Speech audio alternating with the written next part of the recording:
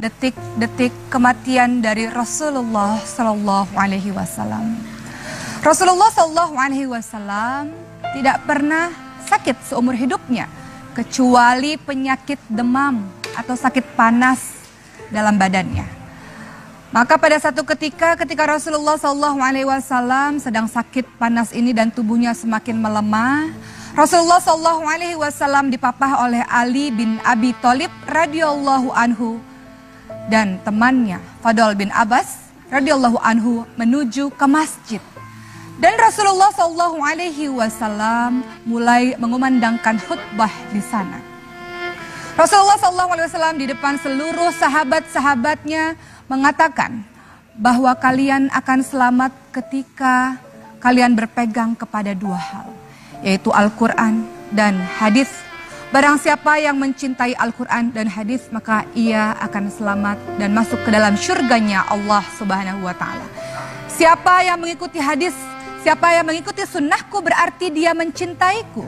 Siapa yang mencintaiku berarti dia akan bersama-sama denganku di syurganya Allah. Abu Bakar As-Siddiq radhiyallahu anhu yang mendengar kalimat ini pun mulai terisak-isak karena ia tahu bahwa inilah detik-detik kepergian dari Rasulullah Sallallahu Alaihi Wasallam. Di dalam masjid itu pula Rasulullah Sallallahu Alaihi Wasallam berkata kepada seluruh sahabat-sahabatnya, aku tidak ingin ketika aku nanti dipanggil oleh Allah Subhanahu wa Ta'ala masih ada orang-orang yang aku zolimi dan mereka belum membalas perlakuan burukku semasa di dunia. Maka pada hari ini, siapa yang ingin mengkisosku silahkan. Mungkin saja selama aku berada di dunia ini aku pernah menyakiti kalian. Semua orang tentu saja tidak ada yang tunjuk tangan.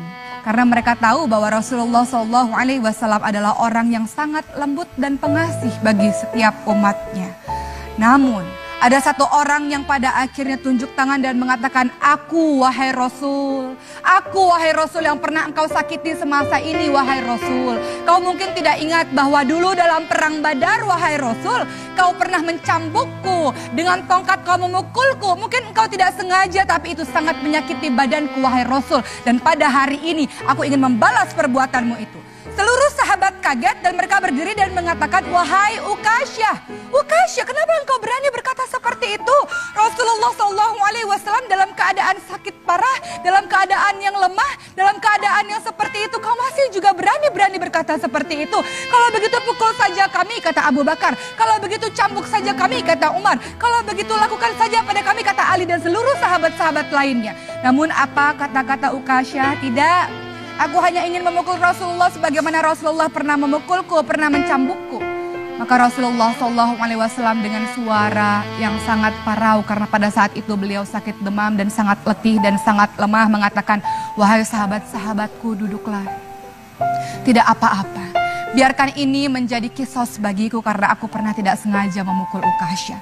Seluruh sahabat-sahabat pada akhirnya, tidak Rasulullah, tidak mungkin kami membiarkan tubuhmu yang suci ini dipukul oleh Ukasyah. Ukasyah adalah sahabat Rasulullah yang meminta kepada Rasulullah masuk surga tanpa dihisap dan Rasulullah SAW mengatakan itu, mengiyakan itu. Namun Ukasyah berani-beraninya memukul Rasulullah. Kemudian ketika Rasulullah SAW membuat badannya seperti ini dan kemudian pukullah saya wahai Ukasyah. Apa yang dikatakan oleh Ukasyah? Tidak cukup wahai Rasul. Dulu engkau memukulku, dulu engkau mencambukku dalam keadaan aku tidak berpakaian dan itu sangat membekas di dalam bahuku. Maka aku ingin kau juga membuka pakaianmu supaya aku bisa memukul bahumu, supaya aku bisa memukul punggungmu. Semua orang kembali berkata, Ukasyah, betapa kurang ajar sekali. Apa yang kau lakukan kepada Rasulullah SAW? Kemudian Ukasyah tetap bertahan untuk tetap ingin memukul Rasulullah.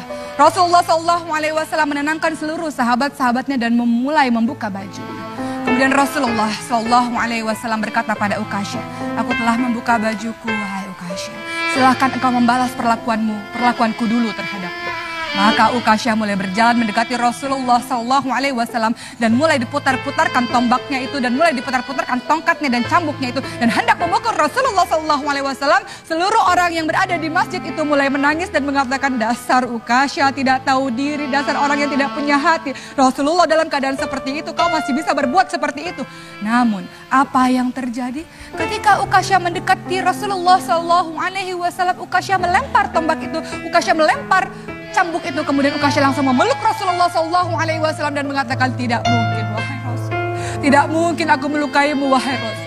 Aku hanya ingin memelukmu wahai Rasul. Aku ingin merasakan kulitmu bersentuhan dengan kulitku wahai Rasul. Aku sangat mencintaimu, tidak mungkin aku melukaimu wahai Rasul. Aku lakukan ini semata-mata karena aku begitu ingin memelukmu. Kulit bertemu dengan kulit wahai Rasulullah SAW. Kecintaan Ukasyah pada Rasulullah SAW. Rasul dalam keadaan sangat lemah kembali dipapah oleh Ali bin Abi Thalib dan Fadl bin Abbas untuk kembali ke rumahnya. Pada saat itu matahari sudah mulai meninggi.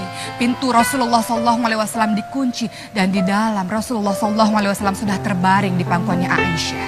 Ketika itu ada seseorang yang mengetuk pintu rumah Rasulullah dan Fatimah membuka pintu tersebut. Dan sang laki-laki tersebut berkata kepada Fatimah, aku ingin bertemu dengan ayahmu. Apa kata Fatimah? Tidak bisa wahai pemuda, ayahku sedang sakit. Fatimah lalu menutup pintu tersebut dan kembali kepada sang ayah. Kata Rasulullah SAW sambil menatap wajah Fatimah seakan-akan wajah itu ingin dikenangnya seumur hidupnya, mengatakan, wahai Fatimah, sesungguhnya yang datang adalah malaikat maut. Malaikat maut hendak mengambil nyawaku pada hari ini. Fatimah sudah tidak tahan lagi dan terseduh-seduh dalam tangisannya. Lalu malaikat maut itu masuk ke rumahnya Rasulullah SAW. Dalam keadaan lemah, Rasulullah SAW bertanya kepada malaikat maut, di mana malaikat Jibril? Aku tidak pernah melihat malaikat Jibril selama ini. Di mana dia, kenapa tidak hadir pada hari ini? Malaikat Jibril pada akhirnya pun datang menemui Rasulullah SAW dan dalam keadaan yang berbaring dan lemah Rasul berkata pada malaikat Jibril, wahai malaikat Jibril, tolong beritahu kepadaku apa hakku, apa yang akan aku dapatkan. Apa yang dikatakan oleh malaikat Jibril? Wahai kekasih Allah, ketahuilah bahwa seluruh malaikat telah menunggumu di pintu-pintu langit, wahai Rasul. Ketahuilah bahwa surga, pintu-pintu surga telah dibukakan untukmu, wahai Rasul. Tapi apa jawaban Rasul? Lalu bagaimana dengan umatku? Ketika aku pergi nanti bagaimana dengan umatku, kata Rasul. Kemudian malaikat Jibril mengatakan, siapa yang mencintaimu, siapa yang mengikuti sunnahmu akan bersama denganmu di surga Allah, wahai Rasulullah. Kemudian yang terjadi adalah malaikat Israel mulai mengambil nyawa Rasulullah perlahan-lahan dari kakinya, perlahan-lahan ditariknya. Kemudian Rasulullah SAW mengatakan, wahai malaikat maut, dahsyatnya sakaratul maut ini. Sakit sekali sakaratul maut ini. Kalau aku tahu rasanya seperti ini, tolong timpakan seluruh rasa sakit sakaratul maut seluruh umatku kepadaku, wahai malaikat maut. Aku tidak ingin mereka merasakan kesakitan yang amat dahsyat seperti ini. Ketika dalam keadaan seperti itu, malaikat Jibril memalingkan mukanya dan Rasulullah SAW berkata pada malaikat Jibril lagi, malaikat Jibril, apakah engkau tidak mau melihatku? Jijikkah engkau melihatku sampai engkau memalingkan wajahmu, tidak mau menghadapku? Apa yang dikatakan oleh malaikat Jibril? Wahai kekasih Allah, tidak ada orang yang mampu melihat wajah kekasih Allah dalam keadaan sakit seperti ini. Tidak akan ada orang yang rela melihat wajah kekasih Allah dalam keadaan yang hendak mati seperti ini. Aku tidak sanggup untuk melihatmu, wahai Rasul. Maka Rasul dengan keadaan yang sangat lemah, yang sangat letih, mulai memanggil Ali bin Abi Thalib dan berbisik-bisik kepada Ali bin Abi Thalib. Ali bin Abi Thalib, tolong sampaikan kepada seluruh umatku, peliharalah sholat dan peliharalah orang-orang miskin. Dalam keadaan mulai satu persatu nafas Rasulullah SAW tersengal-sengal dan seluruh orang sudah mulai menangis. Rasulullah berbisik dengan lemah, umati, umati, umati, umati, umati, umati. Rasulullah SAW memikirkan keadaan kita, keadaan umatnya sepeninggalan Rasulullah SAW. Apakah taat kepada Allah atau maksiat di jalan Allah Subhanahu wa Ta'ala? Maka di detik-detik kematian Rasulullah menaikkan satu telunjuknya, kemudian mengucapkan la ilaha illallah, la ilaha illallah, la ilaha illallah. Dan pada saat itu juga terpejamlah matanya di pangkuan Aisyah. Seluruh orang menangis dan kemudian kabar matinya Rasulullah SAW mulai tersiar di seluruh penduduk Madinah. Dan semua orang menangis terseduh-seduh, tersayat hati mereka karena kepeninggalan Rasulullah SAW. Umar bin Khattab radhiyallahu anhu yang mendengar kisah ini pun mulai mengambil pedangnya dan mengacungkan pedangnya dengan perasaan marah. Ia mengatakan, siapapun yang mengatakan Rasulullah mati akan aku penggal sepenggal lehernya. Siapapun yang mengatakan Rasulullah telah wafat akan aku bunuh dia. Rasulullah tidak wafat. Rasulullah hanya kembali bertemu dengan Allah. Setelah itu kembali lagi bertemu dengan kita. Rasulullah hanya seperti Nabi Musa saja yang bertemu dengan Allah. Setelah itu kembali lagi pada umatnya. Jangan sekali-kali kalian mengatakan Rasulullah mati. Begitu kata Umar. Umar begitu terpukul dengan kematian Rasulullah SAW sampai Abu Bakar radhiyallahu anhu menenangkan Umar dan mengatakan, wahai Umar, tidak begitu Umar.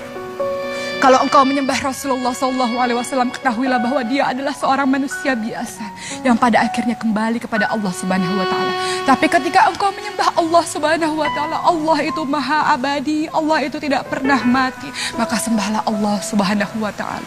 Inilah kisah bagaimana detik-detik wafatnya Rasulullah SAW. Kita mengaku mencintai Rasulullah, maka apa bentuk aplikasimu dalam mencintai Rasulullah? Perkataanmu, salawatmu, dan tindak tandukmu untuk mengikuti sunnah Rasulullah adalah bukti cinta kepada Rasulullah. Kita mengaku rindu pada Rasul. Tentu pada satu hari kita ingin berkumpul pada Rasul di syurganya Allah. Mudah-mudahan kisah kematian Rasulullah ini menjadi satu pembelajaran bagi kita untuk senantiasa ingat mati. Dan secerdas-cerdas orang, kata Rasulullah, adalah mempersiapkan perbekalan untuk menyambut kematian kita, untuk pada akhirnya bertemu dengan Allah sang kekasih abadi dan Rasulullah SAW. Mudah-mudahan bermanfaat. Terima kasih. Wassalamualaikum warahmatullahi wabarakatuh.